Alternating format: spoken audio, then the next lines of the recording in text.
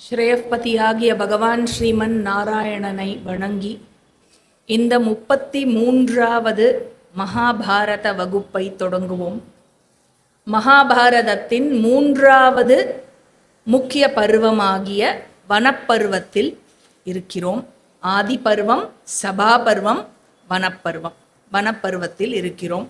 வனப்பருவத்தில் 22 உபபருவங்கள் உள்ளன. அதில் அரண்ய பருவம் முடித்து, கிர்மீரவத பருவம் முடித்து, இப்பொழுது அர்ஜுனாபிகமன பருவத்தில் இருக்கிறோம். இந்த அர்ஜுனாபிகமனம் எனப்படும் இந்த 3வது உபபருவத்தில், 3வது பருவம், 3வது உபபருவம் அதில் இருக்கும். இதில் எத்தனை அத்தியாயங்கள் இருக்குன்னா, I stand corrected from the previous class. போன கிளாஸில் 12 to 51 தப்பாக சொல்லிட்டேன். 12 to 37 சாப்டர்ஸ் இருக்குது. நம்பர் ஆஃப் ஸ்லோகம் கரெக்டாக தான் சொல்லியிருந்தேன். 1052 ஸ்லோகாஸ். சரியா? ஸோ மொத்தம் 26 அத்தியாயங்களை கொண்டது இந்த உபபர்வம்.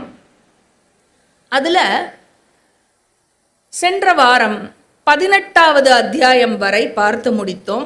அதாவது மயக்கம் தெளிந்த பிரத்யும்னன் மீண்டும் ஷால்வனுடன் போர் புரிய அவன் செல்கிறான்.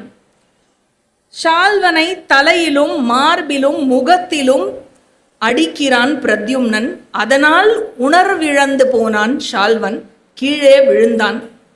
ருக்மிணியின் மகனாகிய பிரத்யும்னன் ஷால்வனை அழிப்பதற்காக அடுத்த கணையை எடுத்து அவனுடைய வில்லில் பொருத்தி குறிப்பார்க்கும் பொழுது இந்திரனின் முதற்கொண்ட அனைத்து தேவர்களும் வேகமாக விரைந்து பிரத்யும்னனிடம் செல்ல வேண்டும் என்று வேண்டி வாயுவையும் நாரதரையும் அனுப்பி வைக்கிறார்கள். வாயுவும் நாரதரும் பிரத்யும்னன் முன்னாடி தோன்றி தேவர்களிடம் அவர்கள் சொல்லி அனுப்பிய இந்த செய்தியை பிரத்யும்னனிடத்தில் சொல்கிறார்கள். ஏ வீரனே பிரத்யும்னா, ஷால்வனை நீ கொல்லக்கூடாது. ஏன் கொல்லக்கூடாது? ஏனென்றால் தேவகியின் மகனாகிய கிருஷ்ணன், உன்னுடைய தந்தை, அவன் கையால் தான் ஷால்வன் இறக்க வேண்டும் என்பது பெருந்தகப்பனாகிய பிரம்மாஜியினுடைய கட்டளை. அதனால் உன்னுடைய கணையை விலக்கிக்கொள் என்றார்கள். இதை கேட்டு பிரத்யும்னனுக்கு எப்படி இருக்கும்? அப்செட்டாக இருப்பாரா? மகிழ்ச்சி நிறைந்த பிரத்யும்னன் கணையை மீண்டும் அம்புரா துணியுள் வைத்து கொண்டான், பின்வாங்கி கொண்டான். இதை கேட்டு இதயம் ஒடிந்த நிலையில் நின்றான் அந்த தீய பாவியாகிய ஷால்வன். தன்னுடைய மாயத்தேரில் மீண்டும் ஏறிக்கொண்டான். துவாரகையை விட்டு வானத்தில் ஏறி வெளியேறினான். அது ஃப்ளைட், அவருடைய பிரைவேட் ஃப்ளைட் மாதிரி அந்த வெஹிக்கிள் பறந்து போகும். இதோடு 19 அத்தியாயங்கள் முடிவடைகின்றன. இதுவரை நாம் முழுமையாக பார்த்தோம். அதாவது இந்த பகுதி வரையில் நான் சென்ற வாரம் முழுமையாக பார்த்து முடித்தோம். சென்ற வாரம் இந்த பகுதி வரையில் 453 ஸ்லோகங்களை முடித்திருந்தோம், அந்த 32வது வகுப்பில் மட்டும். இதற்கு பிறகு வரும் 20, 21வது அத்தியாயங்களினுடைய ஒரு வெள்ளோட்டத்தை மட்டும் பார்த்து முடிவுரையில் சென்ற வகுப்பை முடித்திருந்தோம். இன்று அதை விரிவாக பார்ப்போம். அதாவது கிருஷ்ணனுக்கும் ஷால்வனுக்கும் மத்தியில் யுத்தம் நடந்ததும், வசுதேவர் இறந்து விட்டதாக ஆகுகரினுடைய ஆள் கிருஷ்ணருக்கு மெசேஜ் கொடுக்கறதையும் ஒரு வெள்ளோட்டமாக பார்த்தோம். என்ன நடந்தது? பிரத்யும்னன் பின்வாங்கி கொண்டு ஷால்வன் திரும்ப கிளம்பி சென்றதுக்கு அப்புறம் கிருஷ்ணர் கண்டினியூ பண்றார், ஸ்டோரியை நரேட் பண்ணிட்டு இருக்கார். கிருஷ்ணர் நடந்த கதையை யுதிஷ்டிரருக்கு சொல்லிட்டு இருக்கார் இல்லையா? ஹே ராஜன் யுதிஷ்டிரரே, இவ்வாறு ஆனத்தர்களின் நகரத்தை விட்டு ஷால்வன் வெளியேறிய பிறகு நான் உம்முடைய ராஜசூய யஜ்ஞத்தை, பேரலா அங்க என்ன நடந்துட்டு இருந்தது? இந்திரபிரஸ்தத்துல உங்களுடைய ராஜசூய யஜ்ஞம் நடந்து கொண்டிருந்தது. அதை முடித்து கொண்டு கொஞ்ச காலம் உங்களுடன் தங்கி மற்ற வியவஸ்தாவெல்லாம் பார்த்துவிட்டு நான் ஆனர்த்த தேசத்திற்கு புறப்பட்டு சென்றேன். அதுவரை உங்களுக்கு தெரியும்.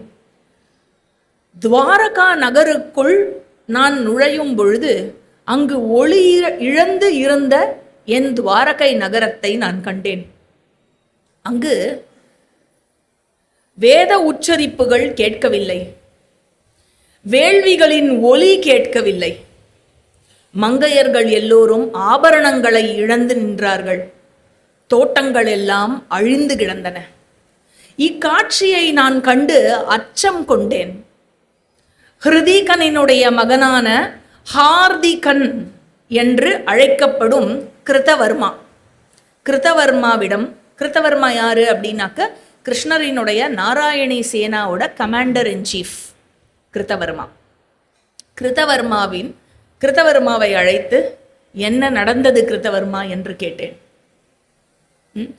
இதே மணிரத்னம் படமா இருந்ததுன்னா எப்படி இருக்கும்? இப்படி பார்த்தேன், யாரு? ஷால்வா, அவ்வளோதான் இருக்கும் இல்லையா டைலாக். ஆனால் இது மகாபாரதம். வியாசர் எந்த வஞ்சனையுமே கிடையாது வார்த்தைகளுக்கு. அதனால் வார்த்தைகளுக்கோ வர்ணனைகளுக்கோ எந்த வஞ்சனையும் கிடையாது. அதனால இப்படி நடந்ததே இதற்கு காரணம் யார் என்று கிருஷ்ணர் வினவ, கிருதவர்மாவும் நகரத்தின் மீது ஷால்வன் படையெடுத்ததையும் அவன் எவ்வாறு திரும்பி சென்றான், பிரத்யும்னால் வீழ்த்தப்பட்டு அவன் எவ்வாறு திரும்பி சென்றான் என்பதையும் கிருதவர்மா விவரமாக கிருஷ்ணருக்கு உரைத்தார். இவை அனைத்தையும் கிருஷ்ணர் சொல்றார், இவை அனைத்தையும் கிருதவர்மாவிடமிருந்து கேட்ட நான் ஷால்வனை கொல்ல வேண்டும் என்று தீர்மானித்தேன். பிகாஸ் ரெஸ்பான்சிபிலிட்டி அசைன் பண்ணியாச்சு இல்லையா, மேலிடத்திலிருந்து ரெஸ்பான்சிபிலிட்டி அசைன் ஆயாச்சு. அதனால் ஷால்வனை கொல்ல தீர்மானித்தேன். ஷால்வனை கொல்ல நான் செல்வது குறித்து யாதவ வீரர்களை உற்சாகப்படுத்தி துவாரகையை காக்கச் சொல்லி மன்னர் ஆஹுகரிடமும் மன்னர் அனகதுந்துபியிடமும் நான் தெரிவித்தேன். இவெல்லாம் யாரு? இந்த யாதவர்களினுடைய பெயர்கள்லாம் இருக்குல்ல, இவர்களுக்கும் கிருஷ்ணருக்கும் என்ன தொடர்பு அப்படின்னு தெரிஞ்சுக்கிறதுக்கு நமக்கு ஆவலாக இருக்கும். ஆஹூக்கர் கிட்டேருந்து தான் கிருஷ்ணருக்கு பின்னாடி மெசேஜ் வரப்போகிறது, வசுதேவர் இறந்து விட்டார்னு. அந்த ஆஹூக்கர் யாரு? அந்த மன்னர் யாரு? அனகதுந்துபிங்கிற மன்னர் யாரு? அதாவது இந்த என்டையர் குலத்திற்கு யாதவ குலம் என்று பெயர் இல்லையா. யது கிட்டேந்து வந்த டிசெண்டன்ஸ்னால அவர்களுக்கு யாதவ என்று பெயர் உண்டு அந்த குலத்தோருக்கு. அந்த குலத்திலேயே யதுவை அடுத்து வந்த மன்னரில் ஒருவரான விருஷ்ணி என்ற மன்னரினால் இது விருஷ்ணி குலம் என்ற பெயரும் கொண்டுள்ளது. வார்ஷ்ணேய அப்படின்னா விருஷ்ணி குலத்தை சேர்ந்தவனே. ரகுகுலம்னு சொல்லிட்டு ராமரை ராகவன்னு கூப்பிடுற மாதிரி கிருஷ்ணரை விருஷ்ணி குலத்தை சேர்ந்தவர், அதனால் வார்ஷ்ணேய என்று அழைக்கப்படுவதும் உண்டு. சரி, இப்போ அந்த வகையில இங்க என்னன்னா, அங்க அந்த வகையில வரும்பொழுது ஆஹுகர் அப்படிங்கிறவர் ஒரு மன்னர் இருக்கிறார். அந்த டிசெண்டன்ஸ்லயே வரும்பொழுது ஆஹுகர் இருக்கிறார். ஆஹுகர் அப்படிங்கிறவர் அவருக்கு 2 குழந்தைகள் உண்டு. ஒன்று உக்ரசேனா, இன்னொன்று தேவகி. உக்ரசேனர்னு ஒரு குழந்தை, அப்புறம் தேவகி அப்படின்னு ஒரு குழந்தை. சாரி, தேவகஹா அப்படின்னு. உக்ரசேனன்னு ஒரு மகன், தேவகஹா அப்படின்னு ஒரு மகன். உக்ரசேனனுடைய மகன் கம்சன், தேவகனினுடைய மகள் தேவகி இல்லையா. சோ கிருஷ்ணருக்கு ஆஹுகர் யாரு அப்படின்னா கிருஷ்ணருடைய அம்மா தேவகி, தேவகியோடைய அப்பா தேவகஹா, தாத்தா தேவகஹா, தேவகரினுடைய அப்பா ஆஹுகர். ஸோ கிருஷ்ணருக்கு ஆஹுகர் கொள்ளு தாத்தா. இது மெட்டர்னல் சைடு கிங்டம். ஓகே, இந்த சைடு யதுகுலத்தோட சைடு எடுத்துட்டோம்னாக்க இங்க அனகதுந்துபி அப்படிங்கிறது வசுதேவரினுடைய மற்றொரு பெயர். வசுதேவர் பிறந்த பொழுது, அதாவது அவருடைய பிறப்பு போது அந்த நிறைய நாதங்கள் வானில் கேட்டதாம். அனக்கம் என்பதும் கேட்டதாம், துந்துபி என்ற வாத்தியமும் ஒலி கேட்கப்பட்டதாம். அனக்கம் அப்படிங்கிறது வார்ஃபீல்டில் அடிக்கப்படுற ட்ரம்ஸுக்கு பேர் அனக்க அப்படின்னு பேர். துந்துபி அப்படின்னாக்க அந்த ரிசவுண்ட் ஆகிற ட்ரம் கெட்டில் ட்ரம் அப்படின்னு சொல்லுவா. அந்த மாதிரி இருக்கிற ட்ரம் வந்து துந்துபி அப்படின்னு பேரு. அதாவது வசுதேவர் பிறந்த பொழுது தேவர்கள் மத்தியில் ஒரு செலிப்ரேஷன் இருந்ததை குறிக்கிறது. இந்த நாதங்கள் அவர் பிறப்பின் பொழுது கேட்கப்பட்டதனால் அவருக்கு அனக்க துந்துபி என்ற இன்னொரு பெயரும் உண்டு. சரி, இப்போ ஷால்வனை கொல்வதற்காக கிருஷ்ணர் துவாரகையை விட்டு செல்வதன் பொருட்டு யாரிடமும் ஆஹுக்கர், கொள்ளுத்தத்தா ஆஹுக்கர், மெட்டானல் கிரேட் கிராண்ட்ஃபாதர் ஆஹுக்கரிடமும் அதன் பிறகு அப்பாவாகிய அனக்கதுந்துபியிடமும் வசுதேவரிடமும் அவர் வந்து பொறுப்பை கொடுத்து விட்டு நீங்க பார்த்துக்கோங்க துவாரகாவன்னு சொல்லிட்டு இவர் கிளம்புறார். ஷால்வனை கொல்லாமல் நான் நகரம் திரும்ப மாட்டேன் என்று சொல்லி பகைவனுக்கு அச்சத்தை ஏற்படும் போர்வாத்தியங்களை முழங்கி நான் புறப்பட்டேன். எல்லோரிடமும் ஆசீர்வாதம் பெற்றேன். பிராமணர்கள் நல்வாழ்த்துக்கள் கூற தேவர்களுக்கெல்லாம் தேவனாக விளங்கும் அனைவரையும் தன் ஆற்றலில் விஞ்சி இருக்கும் பிரகாசத்துடன் கூடிய ஜிதகாஷினன் என்று அழைக்கப்படும் மகாதேவனை சிரம்தாழ்ந்து நமஸ்கரித்தேன். எந்த வாருமே நம்மளுடைய புராணத்தெல்லாம் எடுத்துட்டோன்னா எந்த வாருமே மகேஸ்வரனை வணங்காம தொடங்கப்பட்டதில்லை. அவரை நினைக்காம எந்த வாரியரும் இருந்ததில்லை, எந்த வாரும் ஆரம்பிச்சதில்லை அவரை வணங்காமல். அதனால அவரை வணங்கி அதுக்கப்புறம் என்னுடைய தேரில் சைபியம் சுக்ரீவம் என்ற என்னுடைய குதிரைகளை பூட்டிக்கொண்டு நான் தேர் சக்கரங்களை உருட்டி கிளப்பிக்கொண்டேன். அந்த தேர் சக்கரங்களில் ஒளியால் மொத்த துவாரகையும் நிறைந்தது. பாஞ்சஜன்யத்தை முழங்கிக் கொண்டு துவாரகையை விட்டு புறப்பட்டேன். வெற்றியடையும் என்னுடைய 4 வகை படைகளுடனும் புறப்பட்டேன். 4 வகை படைகள்னா தெரியும் இல்லையா? யானைப்படை, குதிரைப்படை, தேர்ப்படை, காலாட்படை. 4 வகை படைகளுடனும் கிளம்பினேன். பல நாடுகளையும் மலைகளையும் கடந்து கடைசியாக மார்த்திகாவதம் என்ற பெயர் கொண்ட நாட்டை அடைந்தேன். மார்த்திகாவதம் என்ற பெயர் கொண்ட நாட்டை அடைந்து அங்கே சமுத்திரத்தின் அருகில் ஷால்வன் சென்று கொண்டிருந்ததை கேள்விப்பட்டு அவனை தொடர்ந்து சென்றேன். எனது வில்லில் இருந்து புறப்பட்ட கணைகள் அவன் தேரை அடையவே இல்லை. இங்கேருந்து அடிச்சா போய் அடிக்கணும்ல, அவன் தேரை போய் அடையவே இல்லை. நான் கோபம் அடைந்தேன். ஷால்வனோ அவனுடைய பங்கிற்கு 1000கணக்கான வில்லை என் மீது தொடுத்தான். ஊற்று போல் என்னை நோக்கி அடித்து கொண்டே இருந்தான். நானும் 10,000கணக்கான கணைகளை மந்திரங்களை உச்சரித்து அவைகளை அனுப்பினேன். வானத்தில் 2 மைலுக்கு அப்பால் அவனுடைய விலையுயர்ந்த உலோகங்களால் ஆக்கப்பட்ட அவனுடைய தேர் இருந்ததை என்னுடைய துருப்புக்களால், என்னுடைய ட்ரூப்ஸ் இருக்கா இல்லையா, ஆர்மி ட்ரூப்ஸ், அவர்களால் காணக்கூட முடியவில்லை, பார்க்கவே முடியல. எனது கையிலிருந்து தொடுக்கப்பட்ட கணைகள் ஒவ்வொன்றும் தானவ படையினரின் சரீரத்துக்குள் பூச்சிகளைப் போல ஊடுருவிது. அவ்வளோ பெரிய சரீரம், கணைகள் எல்லாம் பூச்சி மாதிரி இருந்தாலும் அதனால் என் கணைகளால் தாக்குண்ட தானவ வீரர்கள் அனைவரும், அந்த அசுர வீரர்கள் அனைவரும் அந்த பெரும் சமுத்திரத்தின் நீருக்குள்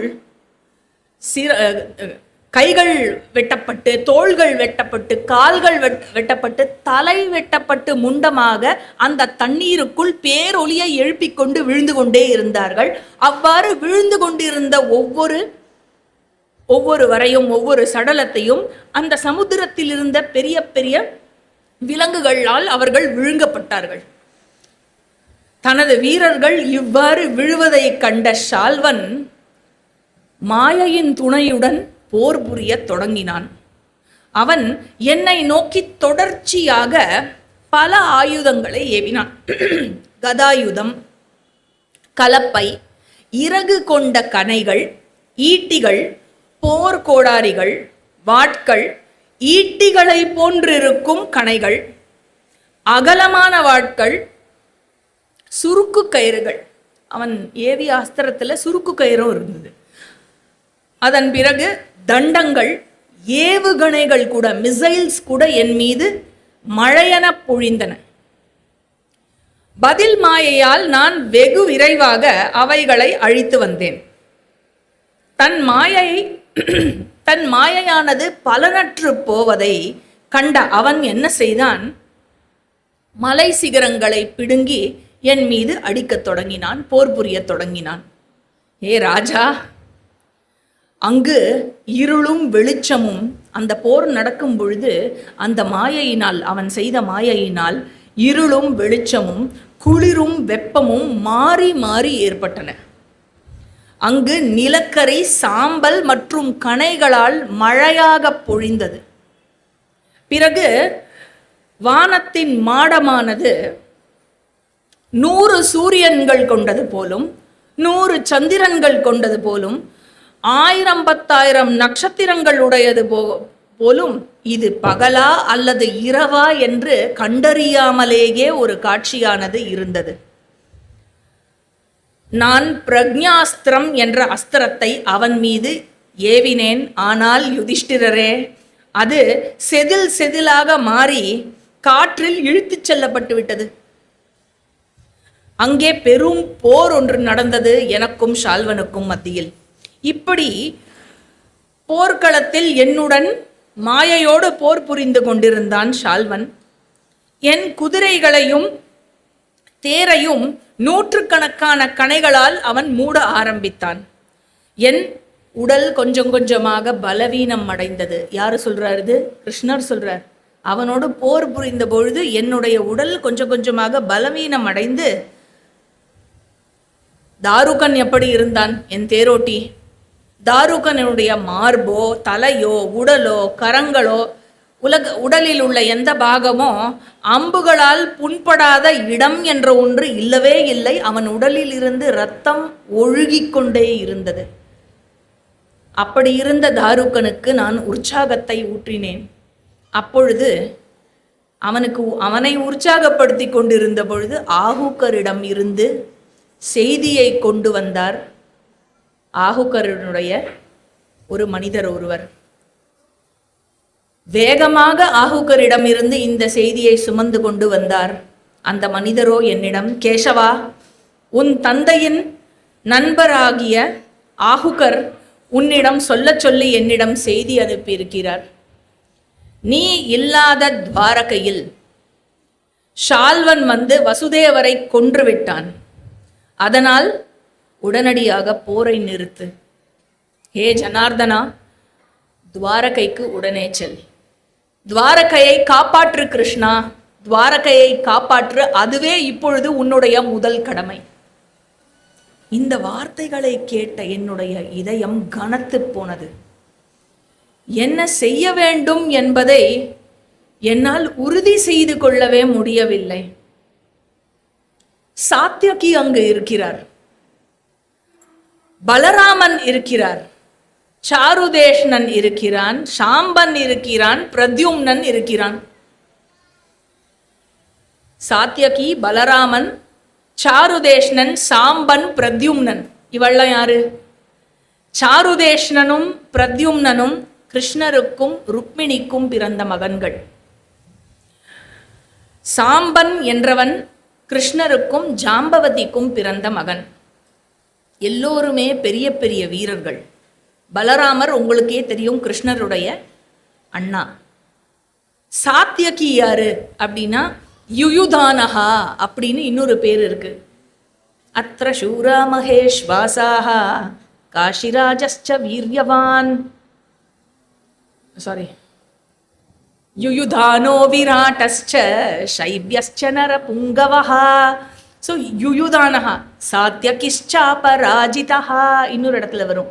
யுயுதானனுக்கு தான் இன்னொரு பேரு சாத்யகி. அதாவது யது குலத்துல, அந்த விருஷ்ணி குலத்துல யுயுதானஹா சத்தியகரினுடைய வம்சத்தில் வந்தவர் சாத்யகி. சத்தியகனினுடைய மகனாக வந்தவர் சாத்யகி. ஒன் ஆஃப் தி பிரதர்ஸ்க்கு, விருஷ்ணிக்கு பிறந்த ஒன் ஆஃப் த பிரதர்ஸ்லேருந்து வந்த டிசெண்டன்ட் வந்து யுயுதானன். விருஷ்ணிக்கு பிறந்த இன்னொரு மகனிடம் இருந்து வந்தவர் Krishnar. So they are relatives. யுயுதானனும் கிருஷ்ணரும் தே ஆர் ரிலேட்டிவ்ஸ். இவர்களெல்லாம் இருக்கும் பொழுது வசுதேவரை இந்திரனால் கூட கொல்ல முடியாதே. அப்படி இருக்கும் பொழுது ஷால்வனால் எப்படி நெருங்க முடியும்? வசுதேவர் இறந்து விட்டார் என்பது உண்மை என்றால் இவர்கள் அனைவரும் யாரு? ஒவ்வொருத்தரும் இந்திரனுக்கும் மேல 5 பேர் இருக்கா. சாத்யகி, பலராமர், சாருதேஷன், சாம்பன், அதுக்கப்புறம் பிரத்யும்னன். இவன் 5 பேரும் இறந்திருக்க வேண்டும் என்று நினைத்து பார்க்கும் பொழுது, வசுதேவர் இறந்து விட்டார் என்பது உண்மையானால் இவர்கள் 5 இறந்திருக்க வேண்டும் என்பதே தீர்மானம். இதை நினைத்து பார்க்கும் பொழுது நான் துயரத்தில் மூழ்கினேன் யுதிஷ்டிரரே. ஷால்வன் தேரில் இருந்து துயரத்தில் மூழ்கி கொண்டிருக்கும் அந்த எமோஷனலி ஓவர்வெல்ம்டா இருக்கிற அந்த டைம்ல மேல ஷால்வனுடைய தேரு அந்தரங்கத்தில் இருக்கிறது. அந்த தேரில் இருந்து என் தந்தை வசுதேவர் கீழே விழுவதை கண்டேன். பூமியை நோக்கி விழுந்து கொண்டிருந்த யயாதியை போல் என் தந்தை எனக்கு தெரிந்தார். என் கைகளில் இருந்த ஷார்ங்கம் என் கைகளில் இருந்து தவறியது. மயக்கமடைந்தேன். தேரிலேயே ஒரு கணம் அமர்ந்து விட்டேன். நான் இறந்து விட்டேன் என்று நினைத்த என்னுடைய வீரர்கள் கடுமையாக போர் புரிய ஆரம்பித்தார்கள். அப்பொழுது அங்கு அந்த தேரையோ இவர்கள் எல்லோரும் போர் புரியும் சத்தத்தில் திருப்பி மீண்டெழுந்த நான் அந்த இடத்தில் அந்த தேரையோ ஷால்வனையோ அல்லது என்னுடைய தந்தையாகிய வசுதேவரையோ காணவில்லை. காட்சியே வேற மாதிரி இருந்தது. அப்பொழுதுதான் நான் புரிந்து கொண்டேன், அதெல்லாம் வெறும் மாயையினால் ஷால்வன் ஏற்படுத்திய தோற்றம். உண்மையில் அந்த மாதிரி எதுவுமே நடக்கவில்லை என்பதை நான் புரிந்து கொண்டேன். என் உணர்வு திருப்பி மீண்டு வந்தது. மறுபடியும் 100கணக்கான கணைகளை தொடுக்க ஆரம்பித்தேன். தானவர்களின் தலையை என்னுடைய கணைகளை கொண்டு கொய்ய ஆரம்பித்தேன். பயங்கர சத்தத்துடன், அதிர்ச்சியூட்டும் மாயையுடன் ஒரு கடுமையான போரானது மீண்டும் தொடங்கியது. யுதிஷ்டிரரே, நான் கணைகளை எல்லா திசையிலும் செலுத்த ஆரம்பித்தேன். 10 திசைகளிலிருந்தும் கணைகளை செலுத்தினேன். 10 திசை தெரியும் இல்லையா? மெயின் 4, அப்புறம் சப்பில் இருக்கிற 4, மேலே கீழே 10 திசைகளிலும் கணைகளை செலுத்தினேன். எல்லா பக்கத்திலிருந்தும் கண்ணிற்கு தென்பட்ட கண்ணிற்கு தென்படாத தானவர்கள் அனைவரும் அலறும் சத்தம் கேட்டது. அவர்கள் தாக்குண்டு அலரும் சத்தல், அவர்கள் இறக்கும் சத்தம் கேட்டது. அவர்கள் அனைவரும் கொல்லப்பட்டார்கள். பிறகு தானவர்கள் திடீரென்று ஒரு பெரிய கல் மழையை பொழிய ஆரம்பித்தார்கள். அவர்கள் பொழிந்த அந்த கல் மழை என் மீது பெரிய பெரிய பாறைகளால் என் மீது விழுந்து என்னை மூடிவிட்டது. செங்குத்தான பாறைகளுக்கு நடுவில் நானும் மொத்தமாக மறைந்து போனேன். பீதியால் தாக்குண்ட விருஷ்ணி வீரர்கள் சிதறி ஓட ஆரம்பித்து விட்டார்கள் கல்மழை பெய்தவுடன். பிறகு இந்திரனுக்கு ரொம்ப பிடித்தமான ஆயுதமாக இருக்கும் வஜ்ராயுதத்தை எடுத்து அந்த பாறைகளை அழித்தேன். ஆனால் எனது குதிரைகளோ அந்த கற்களால் பாதிப்படைந்து உயிரை இழக்கும் மரணத்தினுடைய தருவாயில் நடுங்கிக் கொண்டிருந்தன. கற்களை உடைத்து கொண்டு நான் வந்ததை கண்டபொழுது என் விருஷ்ணிகுல காளைகள் அனைவரும் மேகத்தை கலைத்து கொண்டு எழும் சூரியனை பார்த்தது போல் என்னை கண்டார்கள். தாருகன் என்னிடம் சொன்னான், ஹே வார்ஷ்ணேயா, ஹே கிருஷ்ணா, அந்த தேருக்கு சொந்தமான ஷால்வன் அங்கு இருக்கிறான் பார். அவனிடம் நீ கொண்டுள்ள இந்த மென்மைத்தனத்தை தயவு செய்து கைவிடு. தாருகனுக்கு என்ன ஃபீலிங்னா, கிருஷ்ணர் ரொம்ப லைட்டா வார் ஃபைட் பண்றாரு. அவரோட ஃபுல் க்ளோரியில வார் ஃபைட் பண்ணல தாருகனோட, ஷால்வனோட. என்ன இத்தனை நேரம் விளையாடி கொண்டிருக்கிறாரே, என்ன காரணம் அப்படின்னு தாருகனுக்கு பொறுமை இழந்து விட்டான். அதனால ஏ கிருஷ்ணா, ஷால்வனிடம் நீ கொண்டுள்ள மென்மைத்தனத்தை கைவிடு. ஹே மகாபாகோ, ஷால்வனை கொல். ஹே கேசவா, பலம் வாய்ந்த மனிதன் அவனுடைய காலடியில் அமர்ந்திருப்பவன் பலவீனமாக எதிரியாகவே இருந்தாலும் கூட அவனை அலட்சியமாக விட்டுவிடக்கூடாது என்பது சாஸ்திரமாகும். நம்மிடம் இப்படி போர் செய்ய துணிந்தவன் அவனை பற்றி சொல்லவா வேண்டும்? நீ அவனை விட்டுவிட போகிறாயா என்ன? விட்டுவிடவே கூடாது. அதனால் கிருஷ்ணா, துவாரகையை இவன் பாழாக்கியவன், அவனை விட்டுவிடாதே. கிருஷ்ணர் யுதிஷ்டிரர் கிட்ட சொல்றார், ஹே ராஜன், ஷால்வனின் தேரை அழிக்கும் நோக்கத்தில் எழுந்த நான் அக்னேயாஸ்திரத்தை என்னுடைய சாரங்கத்தில் பூட்டினேன். அந்த தேரையும் எதிரிகளையும், அந்த தேரில் இருக்கும் தானவ எதிரிகளையும் அழி என்று சொல்லி அந்த அக்னேயாஸ்திரத்தை ஏவினேன்.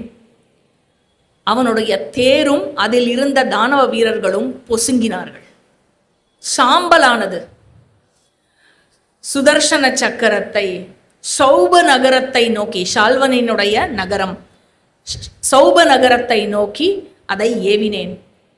மகேஸ்வரனின் கணைகளால் பிளந்து துண்டு துண்டாக்கிய திரிபுரத்தை போல் அந்த சௌப நகரமும் துண்டு துண்டாக ஆகி அழிந்து போனது.